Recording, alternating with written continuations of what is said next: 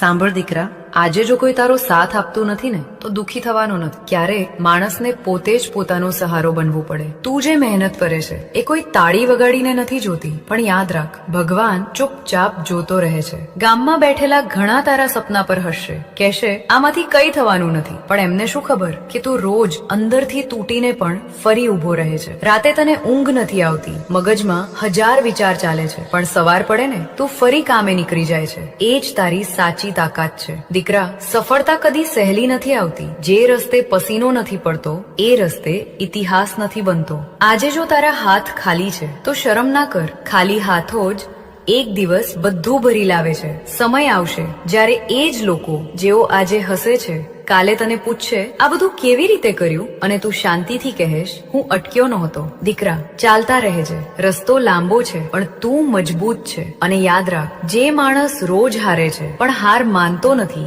એને કોઈ તોડી શકતો નથી.